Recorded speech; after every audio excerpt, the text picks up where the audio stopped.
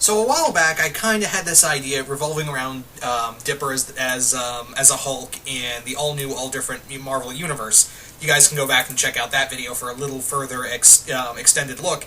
But yeah, I kind of had this loose idea, and this was even looser than the Hulk idea, really, of basically Penn Zero from Penn Zero Part-Time Hero becoming a version of Iron Man in the all new, all different Marvel universe.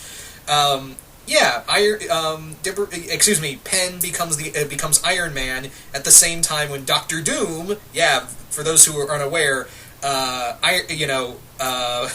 Victor Von Doom, who has now changed his ways, is going to become the infamous Iron Man, and then we have Riri Williams, a new character, becoming Iron Heart.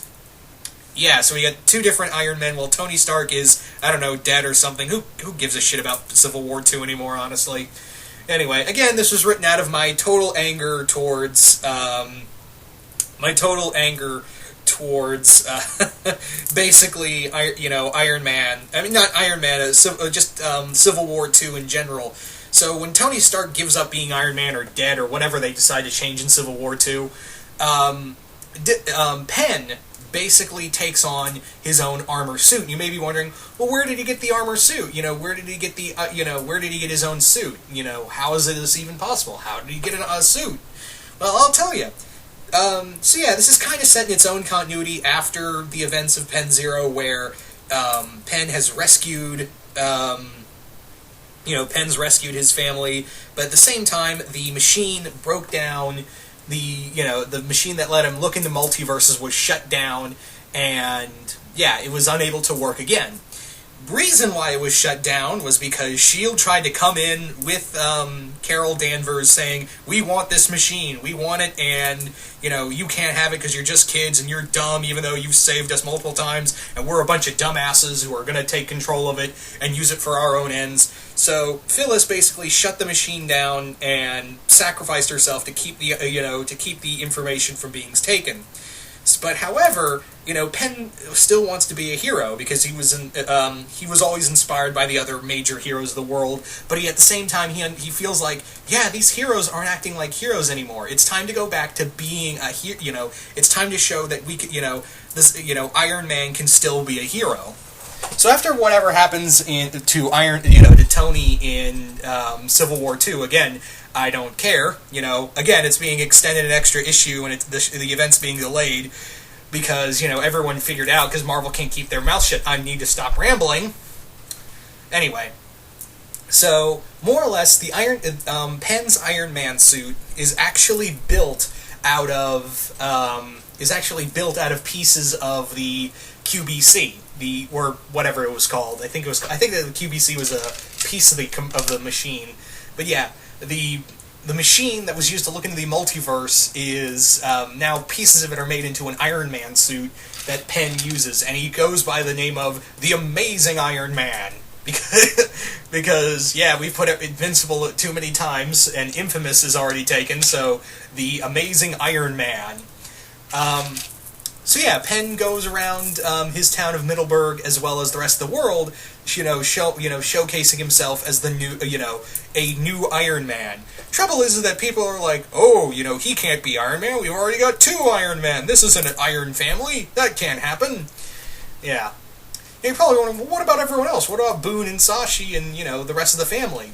The rest of their respective families. Well, Penn's parents, who are now back, they're very supportive, but at the same time they realize, yeah, this is kind of really dangerous work. But at the same time they realize, yeah, he's been kind of saving the multiverse on a daily basis. So him getting in a big iron suit and fighting a giant dragon that goes by the name of Fin Fang Foom is nothing too out of the ordinary, nothing too dangerous. So that's kind of how they see it. Is they're still supportive. They're supportive of him being being a Iron Man, but they're still like, yeah, you need to watch. You need to watch your back. Boone is kind of like his. I want to say Jarvis, more like Happy Hogan. More like his Happy. His Happy Hogan, where he's like the happy-go-lucky, quote, pun intended, the happy-go-lucky friend that's there for him and acts like the, acts like I wouldn't say bodyguard, but more like the support there. Sashi is also there, not as the Pepper Potts, more like the War Machine, but she doesn't have her own she's War Machine, but she doesn't have her own armor. I do kind of think that maybe, if I ever did this series, she would become like the new Rescue. If you guys remember Rescue, that was Pepper Potts' armor. So, yeah, she would be like the new Rescue. But she wouldn't call herself Rescue. I think she would call herself like Iron Maiden or something, or Death Machine, or something horrible. Something to strike fear into the hearts of men. But yeah, that was kind of it, really. That was kind of the gist of the idea, really, is that Penn Zero becomes Iron Man, and that's really it, guys. That is the gist of the story. That is literally all there is to it. I did the thing is that I don't read enough of Iron Man comics. I mean, yeah, I've read comics with Iron Man in them, like, Avengers and other times he's guest starred in, but I've never really read solid Iron Man comics. I don't know why. I like the Iron Man, I like, some of the Iron Man movies, but I don't know why. It's never been like, Iron Man's never been a character that made me go, I want to read more of that. I want to read more of that guy. Yeah. I mean, I don't hate Iron Man. Let me clarify. I do not in any way, shape, or form hate Iron Man. It's just been a character that was like, look at that Iron Man. I mean, it's cool to see him in other things, but yeah, I never read like solid solo Iron Man comics, or at least a lot of them. But yeah.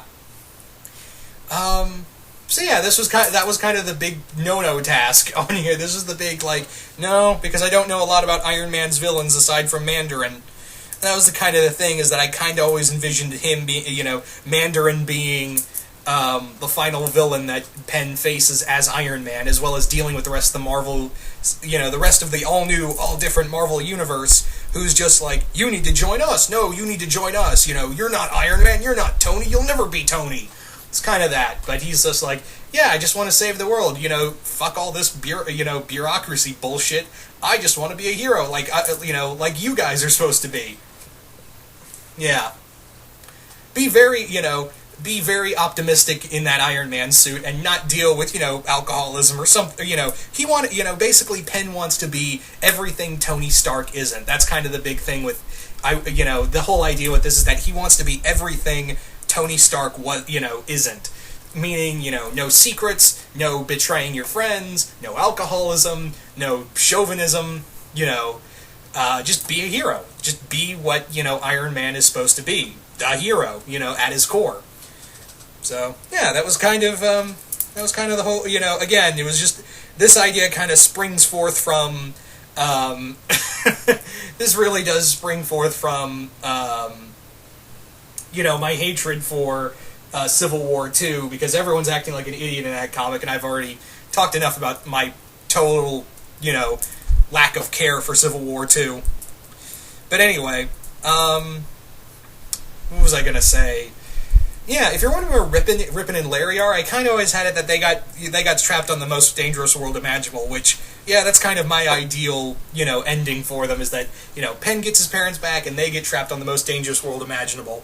That's how I kind of see it. But anyway, so yeah, there you go, guys. That's kind of the whole idea in a nutshell, right there.